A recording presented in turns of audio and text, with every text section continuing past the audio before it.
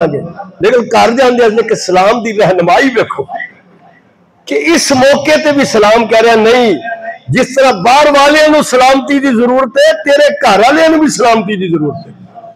भावे घर के अंदर बीवी मौजूद है तो बीवी ने सलाम करदे केड़ी तकलीफ हो जाती है या उसकी शान के अंदर कोई कमी आ जानी है। जे बंदा उस बीवी के एहसान वेखे सवेर तो लैके कदों उठती है उन्होंने देखो ना, नाश्ते ते बच्चों को उठाया जाता है तो नाश्ते की फिक्र बच्चों नहीं होती, दू जियां होती है, प्यो नूं ते मां नूं। मां नूं पकाउण दी ते प्यो नूं लियाउण दी। बच्चों की फिक्र उन्होंने खाना ही है बस, लेकिन फिक्र वाली सिर्फ दो जातां ही होंदियां ने। एक मां, प्यो नूं पता है कि दही लियाना है, दुध लियाना है, फलानी चीज लियानी, फलानी चीज लियानी है, वो पहले हाजिर करता है अपनी औलाद वास्ते। और मां पहले उठती है कि बच्चे लेट ना हो जाए, तो फिर हक तो रखती ना सलाम करने का। तो औरत नाल साडे ये भी स्यापा है वे, जे बंदा घर जांदे सलाम कर ले तो भी अगों कहंदी खैर ही है, अज बड़े सलाम करन दे हो। वही कीता हो तो फिर पता है ना कि असीं करदे ही नहीं, तो उन्हें तो फिर यही कहना ना, क्योंकि औरत का तो मामला ही ऐसा है कि औरत को बंदा हरा नहीं सकता। अल्लाह ने इसका निजाम ही ऐसा बनाया। बंदा बेचारा क्या ही बैठे कि बंदा बंदा होए ना ते औरत ਉਹਦੇ ਅੱਗੇ कोई हैसियत नहीं रखती। उन्हें आख्या छड़ छड़ो बादशाह केड़ी गल करदे। औरत जेड़ी हैसियत रखती है बंदा ਉਹਦੇ सामने कोई नहीं रखता। ये तो गल्लां करद होंदे रहे उन्हें आख्या औरत का मकर रब ने कुरान च बयान किया है कि औरत का मकर बड़ा तेज होंदा है।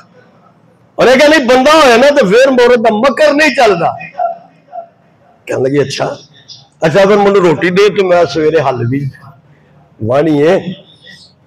उन्हें रोटी दी तो आप ही बाजारे टुर गई, एक मच्छी लै आई, जी पैली उन्हें वाणी सी वो दब छड़ी।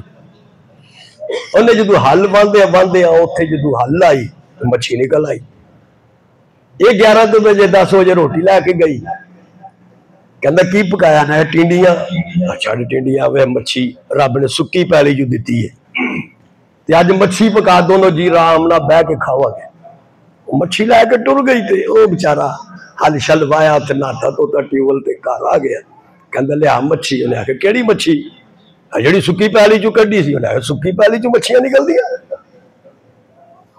पानी चो मच्छियां निकलदियां ने, सुक्की पैली च अज तक गल वधदी गई आवाज उच्ची होंदी गई। उन्हें फड़िया सोटा ते एक ला भी छड़िया, उन्हें अड़ींग मार छड़ी, महला कट्ठा हो गया।